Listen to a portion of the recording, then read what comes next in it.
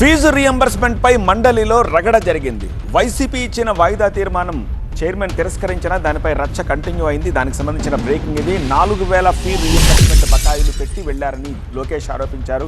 మీరే బకాయిలు పెట్టి మమ్మల్ని అంటారా అని లోకేష్ ఆగ్రహం వ్యక్తం చేశారు. వాయిదా తీర్మానం తిరస్కరించాక చర్చ ఉండదు అన్నారు మండలి chairman.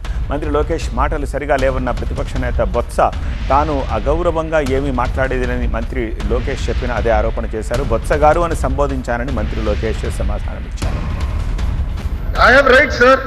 Please. Sir, LOP garu, I have right to answer. నాకు హక్కులు లేవా హౌస్ లో? ప్లీజ్ నాకు హక్కులు లేదా హౌస్ లో? మంత్రిగా సమాధానం చెప్పే హక్కు లేదని మీరు నిర్ణయిస్తారా? LOP గారు మీరు చెప్తారండి, మీరు సమాధానం చెప్పాలా చెప్పకూడదు? హౌస్ మీరు నడిపిస్తారా ఇక్కడ? How are you dictating terms to me boss? Sir కూర్చోండి. సార్ ఇది బాగాలేదు, మీరు నాకు టర్మ్స్ డిక్టేట్ చేయకూడదు. మీరు సమాధానం ఎట్లా చెప్పారని మీరు అన్నారు. ఎట్లా సార్?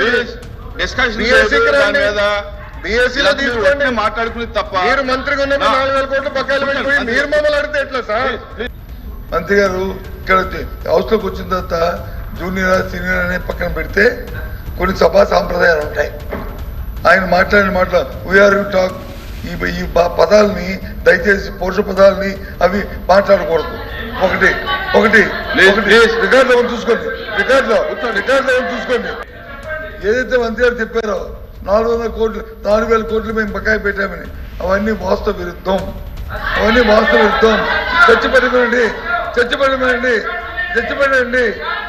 మాట్లాడదాం.